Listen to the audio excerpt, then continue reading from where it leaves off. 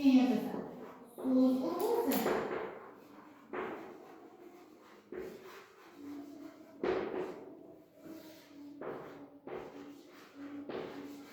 Gap urg'usi.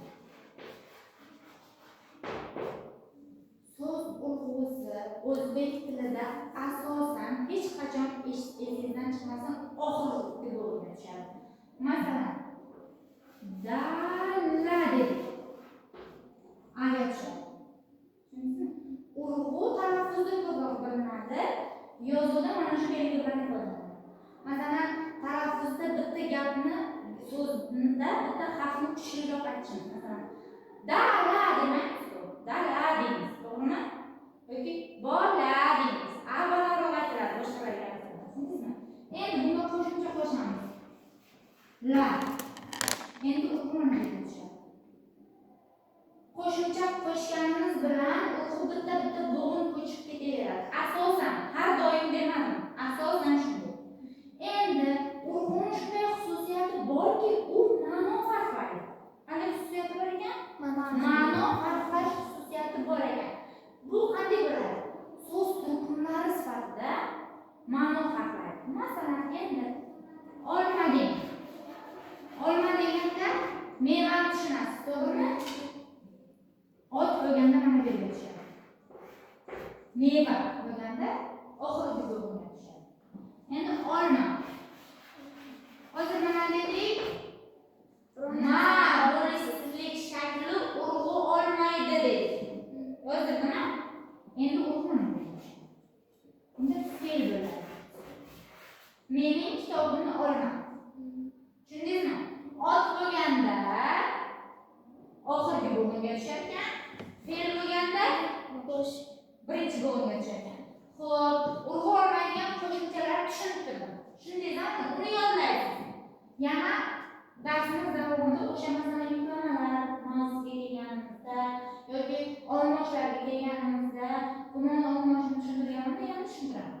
Xo'p, endi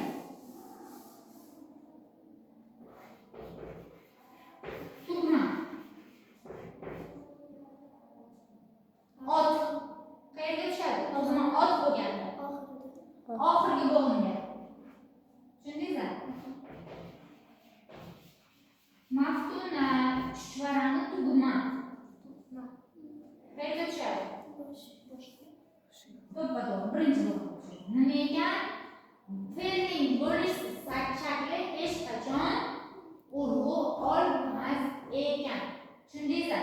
Ot ma'no farqlash xususiyati morfologik jihatdan so'z turkumlarini bir-biridan farqlar ekan. Demak, ot bo'lganda oxirgi bo'g'inga, fe'l bo'lganda birinchi bo'g'indagi faqatgina unliga.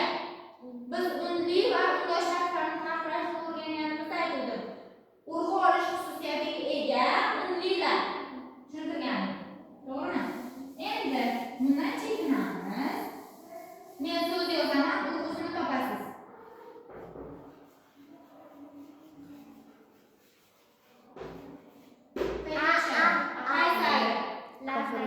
Lardagi aga. Nima deb tushuntirdim? O'zbek tilidagi har qanday so'z qo'shimcha qo'shilgandan keyin urg'u eng oxirgi bo'g'inga tushadi va o'quvchilar ga desak qayerga tushadi? Gadagi aga. Tushundingizmi? Urg'u kuch xususiyati. Xo'p. Endi gap urg'usiga qaytamiz. Gap urg'usi bu frazeologik urg'u ham deyiladi, ma'noviy urg'u ham deyiladi. Endi har doim gap urg'usi o'zbek tilida gap urg'usi kesimdan oldingi bo'lakka tushadi. Shunisi u qanday gap bo'lishidan qat'iy nazar kesimdan oldingi bo'lakdagi so'zga urg'u tushadi. Masalan, men bozorga bordim. Bu ma'lum bir gapga tushadi. So'z urg'usi bilan adashtirmang. So'z urg'usi bunga ham tushadi. Gap urg'usi bitta bo'lakka tushadi. Gap bo'lagiga. Men bozorga bordim. Qaysiga tushadi? Bozorga. Harfga emas, so'zga tushadi. So'zga. Bordim. Yo'q, birinchi men bozorga bordim, kesimini toping. Gapning kesimi qani?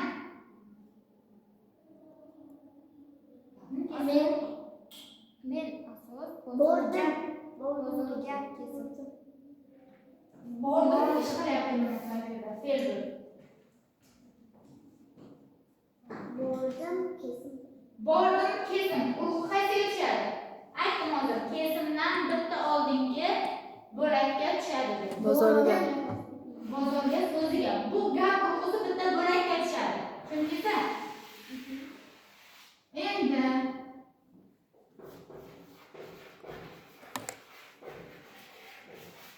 bozorga men bordim. Kesimini toping. Bordim. Men. Gap urg'usiga tushadi. Bozorga. Men.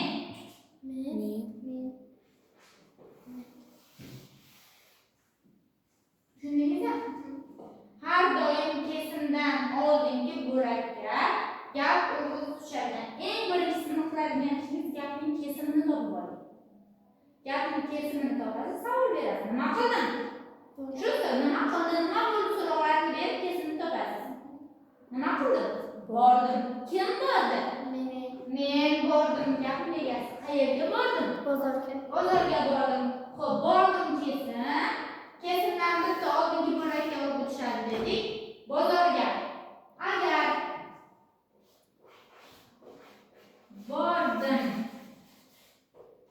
bordim men bozorga desakchi. Eng qiynaladigan joyi shu.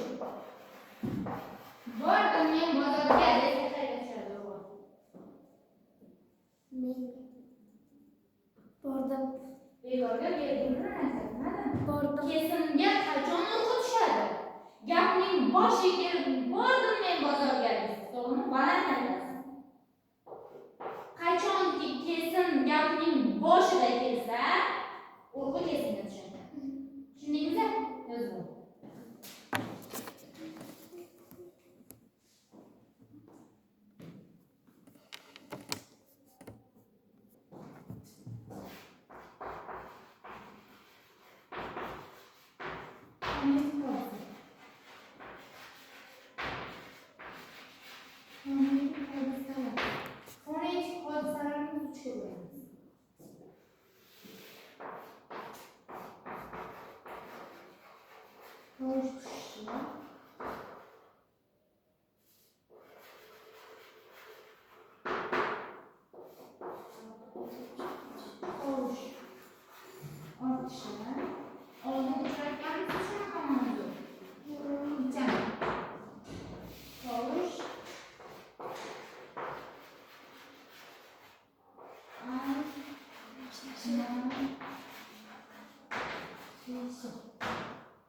Demak, tovush almashishi.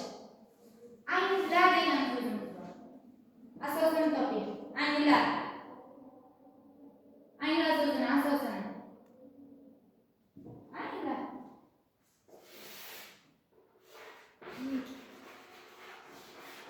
Anglamoq so'zini asosini. Ayn degan so'zimiz bormi? Anglar so'zining asosi on. Oy. La deyapti-da. Anglar. Mana bu o bilan a qo'shimcha qo'shilishi natijasida o'zgaradi. Tushundingizmi? Endi tovush ortishi. Achchiq so'zini asosini toping. Achchiq. Achchiq.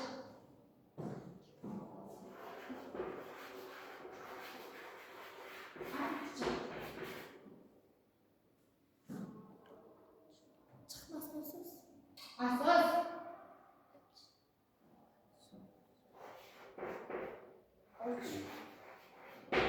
Achchiq.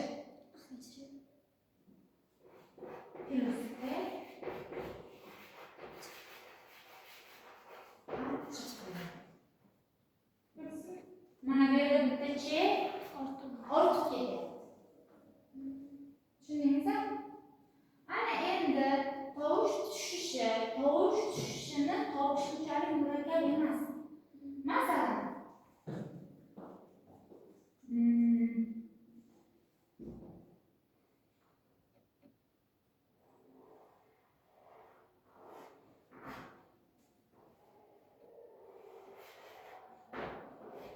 To'g'rimi? To'g'ri. O'rni. Neni qo'shamiz? Ich qoladi. To'g'rimi? Mana bunday ich.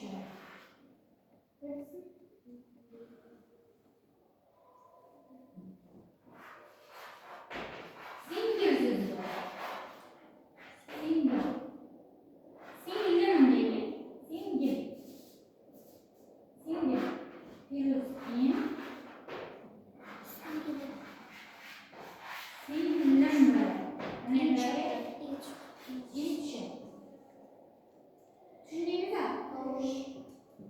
Tushi, tovush ortishi, tovush almashinishi. Qanday bo'lishi? Masalan, mana buni tovush tushishi bilan tovush almashinishini ko'p almashtirib ko'radi. Tovush tushishi bo'lyaptimi, tovush ortishi, tovush almashishi bo'lyaptimi, tovush tushishi bo'lyaptimi? Tovush tushishiga tovush tushib qoladi. Umuman uni o'rniga boshqa tovush qo'yilmaydi. Tushundingizmi? Umuman almashadi. Shu tovush tubdan yo'q bo'lib qoladi.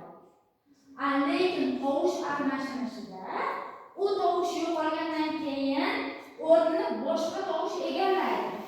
U batamom yo'q bo'lib ketmaydi u tovush. Tushundingizmi?